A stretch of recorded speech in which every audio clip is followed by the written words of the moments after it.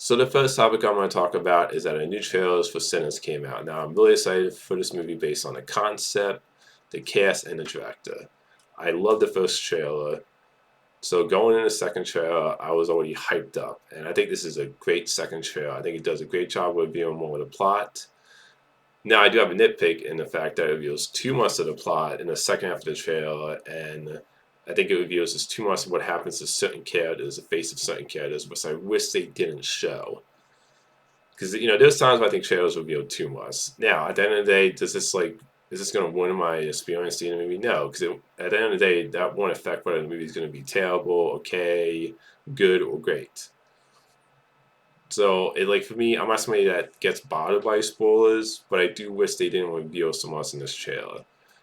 But I love the haunting, sudden, tense vibe with this trailer. I love the music in this trailer when it comes to the sudden music.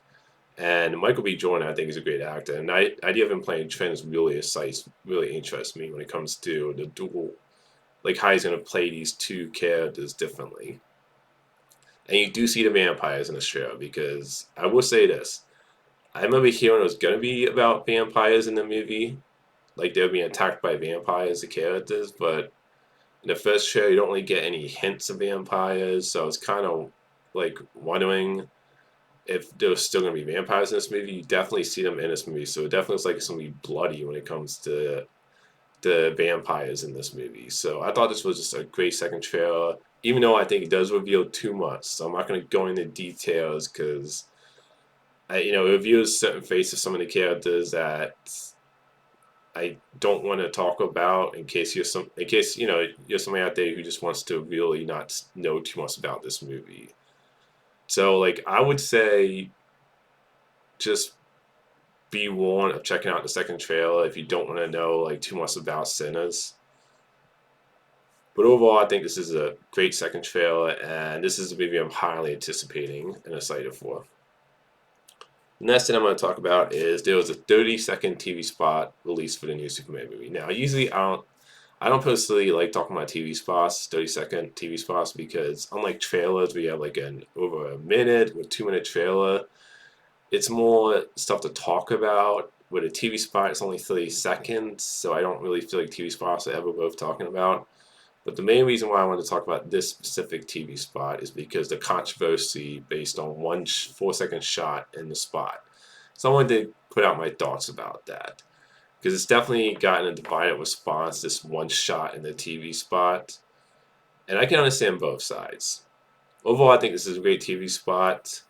So the shot that's getting so much controversy, people either love it or hate it, is you see a shot in the TV spot where you see Superman flying, but there's you see him do a flip where he's kind of doing some, looks like he's having fun flying and doing kind of a flip over. And then but there's after that you see the shot where it's up close to his face. And a lot of people said that looks either, it looks looks a little uncanny, where something looks off. And watching the TV spot for myself, I do agree it looks awkward and a little off. Now, I also think people have overblown this out of proportion when it comes to. I know James Gunn commented on the response that 4 second then has gotten. Him saying there's no CGI. That's David Coulthard's face. That's the actor's face. And I also know he says he's trying to use Top Gun, like how they did flying scenes in Top Gun Maverick in the jets. And I can definitely see some inspiration from Top Gun Maverick with the flight scenes in this. Again, I love the first part of that where you see him flying through the mountains and you see him kind of do a flip over. It definitely reminds me of kind of had the flight scenes in Top Gun Maverick.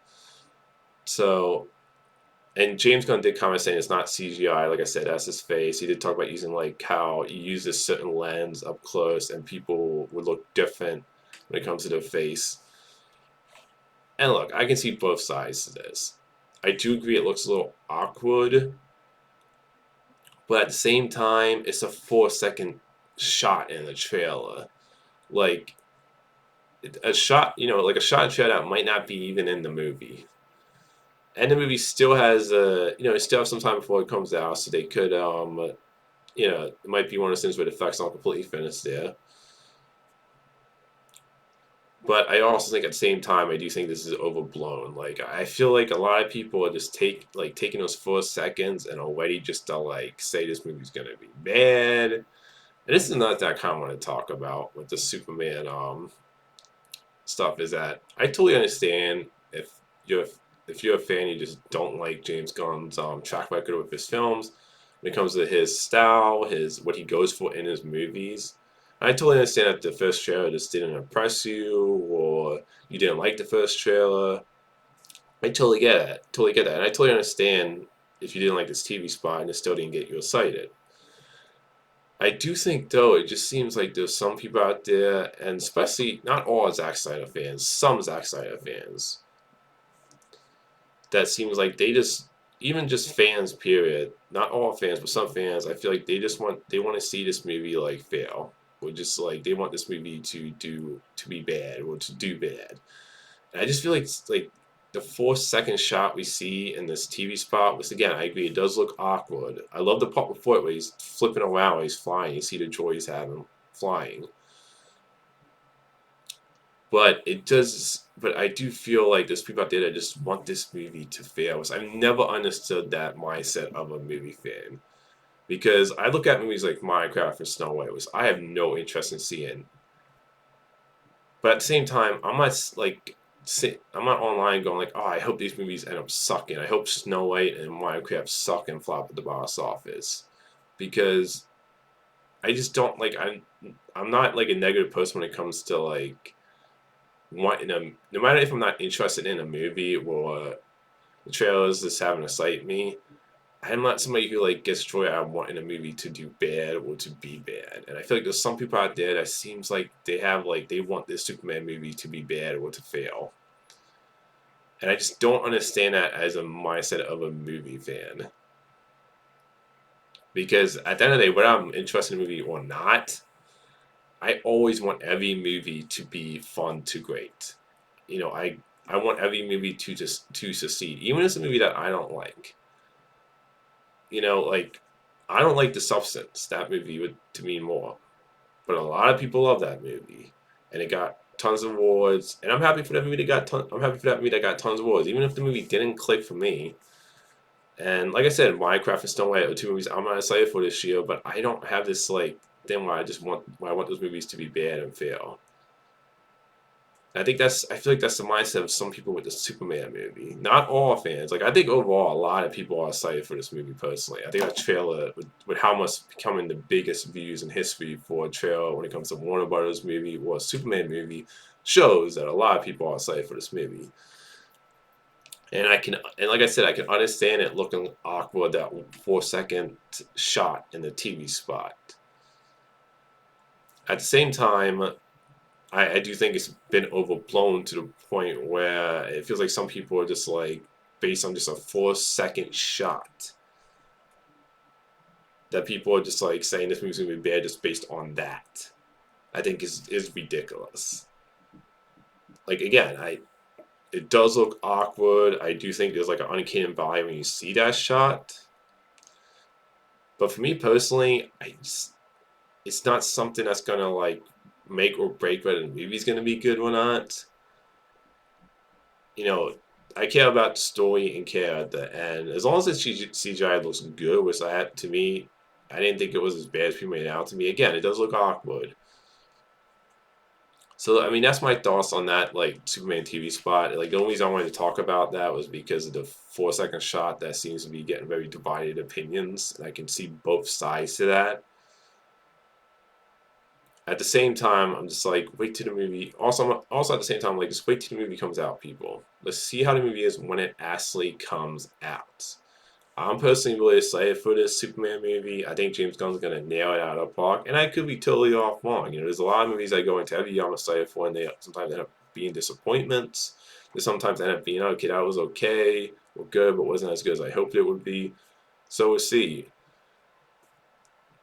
But I do think it's a little blown out of proportion, just like basing like some people, not all people, but some people feel like this is like, oh well, you see a 4 second shot in a TV spot, that means maybe the people basing the whole opinion that on the movie being bad based on that. Just a 4-second shot. I think it's just a little ridiculous, personally. The next thing I want to talk about is so Resident Evil reboot is in works. Now, the interesting thing about this apparently is that the rights are up for like studios are buying a rights to this Resident Evil reboot movie. Now, the director who's going to be directing it, it has been officially announced, is a Barbarian director. And he's also going to be writing it. Now, when it comes to Resident Evil, to me, there hasn't been a good Resident Evil movie. I think all the live action movies suck, personally. And I'm a big Resident Evil fan when it comes to the video game series. So, I'm always hoping they make a good Resident Evil movie. It doesn't even need to even be great, but just at least a fun Resident Evil movie. And none of them I've enjoyed. Now, when it comes to this choice of director, the Barbarian director, whether this excites me, I'll be honest, this doesn't really do anything for me because Barbarian is a horror movie, I believe, coming in 2022, that I liked, but I didn't love that movie. Like, I enjoyed it. I actually really liked the first half of that movie, and the second half I feel like it goes off the rails. And I know there's a lot of people that do actually love that movie. Again, I like that movie. At the same time, though, I wasn't blown away by that. And when it comes to his filmography, like I'm looking at it, that's the only movie his I've seen. He hasn't directed too much. He's directed 2 other movies before that, which I didn't see.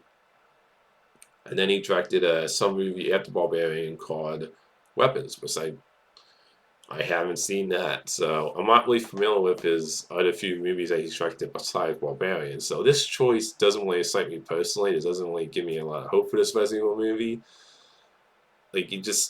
I've seen one movie of his, and it's not even a movie that I love. Like, it's a movie that I like but didn't love. So I can't say this really excites me. The idea of even doing another Resident Evil movie, I have very little faith in trying to do a Resident Evil movie again, because I remember going to Welcome to Raccoon City. I was excited because I was like, okay, we're done with the cis Resident Paul W. I think that's the name of the director. The director who did the original Resident Evil movie was I can't remember his name. I think it's Paul but the director who did the original Resident Evil movie, and also I think he wrote all the ones with the actors from Fifth Element in those. I didn't like any of those first 6 movies. But I remember going and walking around Raccoon City, I was like, okay, this director sounds like it's going to be more faithful to the games. There was some details about this Resident Evil movie. The only details that they said was that it's going to be more accurate to the games. It doesn't really excite me either way, because being accurate to the games doesn't mean anything if you don't have a good solid script with compelling characters. And then it is going to be more horror based, which I do like hearing that. But not enough to get me excited for this movie. But I remember going to Welcome to Raccoon City thinking, okay, we have somebody who's actually seems like they know the games, and that movie ended up being crap. The only thing I liked about that movie was the actors who played Claire and the actor who played Chris. I actually thought they were really great casting in the movie. I actually liked them as those characters, and I bought them as brother and sister in that movie. They're the only 2 casting assistants I thought they actually did a really good job with. The movie itself just ended up sucking. So this news of the Barbarian director writing and directing a new Resident Evil reboot, I'll admit, it doesn't exactly get me excited. This isn't for a director choice, just isn't one that's going to get me excited. I would be excited if it was some director that I kind of loved a lot of their work.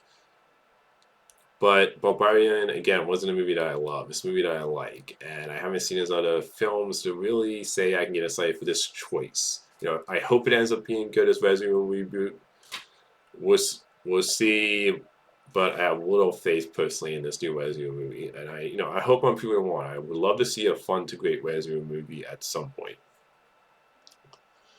The next thing is that Armor Wars has been put on hold, which was originally going to be a Disney Plus Marvel show with Don Chino as Rhodey, and then they decided they're going to turn it into a movie. And we've heard very little updates about it when it comes to that movie. And it sounds like the report is saying that it has to do with the negative reception towards secret invasion. Because I know there's a lot of people out there, and I agree with this. I was only a fan of this idea. But the reveal of Odie being a scroll for a certain amount of time, because in Secret Invasion it kind of makes it seem, it kind of applies in Secret Invasion that he was a scroll since Civil War. Was, oh man, I'm not a fan of that idea. I mean, that's kind of the problem when you do the scroll storyline from the comics, is that it's one of those storylines that I think is a little hard to translate, because you're talking about doing a big twist where these characters that you've known for a couple of movies is revealed to not be them. It could be interesting too. And when it comes to the Secret Invasion show, whether they are putting this movie on hold to rework it based on that, I can buy that, because the Secret Invasion show I think started off really good, and then the finale just felt like it washed everything. It was one of those Disney Plus shows. I feel like they had these issues at the beginning with the way they were doing shows like movies, where felt like they were trying to take a plot of a movie and cut it into episodes for a show. And Secret Invasion just felt like that towards the end. Like they were just rushing through stuff, and they just didn't have enough episodes. So I can understand them putting Armor Wars on hold. And even though I love the Rhodey character, I think there's a lot of potential there you could explore with him as War Machine. And I would love to see a War Machine movie. You know, he's obviously not as big of a draw as, let's say, Tony Stark, when it comes to, like, when people want to see a movie about a guy in armor, it would be an Iron Man movie with Tony Stark. You know, obviously you're not going to get, people aren't going to be as excited for a Rhodey movie. Like, I think it could do decent, but at the same time, I know, a lot of fans will be more excited for a Tony Stark movie. And look, I'm glad they're putting on hold if they feel like they don't have a solid idea, and I'm completely fine if they just want to kind of like just not, like, if you're gonna have Rhodey be revealed as he's been a scroll for some amount of time, I would just have it be like after the events of Civil War. I think I think you just to can that idea of like what they were applying of him being a scroll since Civil War. But I'm perfectly fine with this movie being put on hold. It was back then when Chapek was in charge of Disney, when he was pumping out stuff. So Disney has made it clear they're going to slow down and make sure they get back on track. And I think it's perfectly fine with me, in my opinion, to just, whether this means Armor Wars is going to be canceled, we'll see. I definitely am 50-50 on whether a Rhodey movie is actually going to happen, since it's been put on hold right now and being reworked. But I hope it does come. Hopefully they get that project into shape and it ends up being really good, the movie. So we'll see. Right now, it's basically reported saying it's been put on hold right now to rework. But I do buy, if the negative reception to Secret Invasion, I think that could be a reason. I think that definitely could be a reason why they're putting Armor Wars on hold and having to maybe rework the script and all that. The next topic is, so Nosferatu director is going to helm a 13th century werewolf movie, which I would definitely be excited for this. I mean, I love Nosferatu. The only thing I had a problem with that movie was the design of Kurt Orlok of Nosferatu in the movie. I wasn't a fan of that design. I get the concept of it, but just the actual design to me, it's the one thing about the movie that didn't really work for me personally. But I would be definitely curious to see this director do a werewolf movie. I mean, this guy did The Northman also, which I loved. And even though I didn't like The Lighthouse at all, it's definitely a unique movie, even though I just didn't like the movie. He definitely has his own style, this director, and definitely does interesting movies. Like I said, Lighthouse I didn't like, but it's definitely an out there movie. I will give it that, even though I didn't like the movie at all personally. And just his style of doing especially like a 13th century werewolf movie, kind of back in older times, I think could be really interesting with that director's style. So like already I'm excited for this project. And hey, he talked with a vampire movie, so I'm definitely interested to check out what he does with a werewolf movie during that time period. I think this could be really cool and interesting. And I'm definitely curious to hear more details about this project. So the last thing I'm going to talk about is that the budget for Captain America: Brave New World has been revealed to be 180. Which I'm going to say this is still high, but it's not as high as I thought it would be. I was thinking this budget for this movie was going to be like in the 200s, like high 200s with 300. Now, if you count the marketing, marketing with the 180 budget, it'll push it over 200, obviously. But when it comes to the actual budget for this movie for Captain America: Brave New World, I was honestly thinking it was going to be higher than that. And look, I know there was some reports that said the budget was in the like high 200, 300 area, and there was other reports saying that wasn't true. So you did get like two different reports about the budget for this movie. The only reason I thought it maybe could be in a higher, like in the 200s or 300 area, possibly, it's because of the reshoots. But I know also there was reports saying the reshoots weren't as massive as other reports were saying they were. Now, 180 is still a high budget, and this movie's tracking to open like 80 to possibly 100, over 100. But I think right now it's most likely gonna probably hit the 80 to 95 between that area. And I think overall that would be, a decent opening for this movie. It's not gonna be, I think, one of the biggest openings in the world. I mean, it could surprise. It could open over 100. And I think if it does, if it opens like in the 90 something area, possibly slightly over 100, I think, like I said, I think that's a solid opening for a movie that costs this much. Because if this movie cost like in the high 200, 300 area, I think I would have been like, I would have said this probably would be not that great of an opening if your movie cost that much. I am glad this movie doesn't cost as much though, because I am excited for Captain America: Brave New World. I think the trailers have been great, and I'm really excited for this movie personally. So that's all my thoughts on the movie topics today. Until next time, movie fans.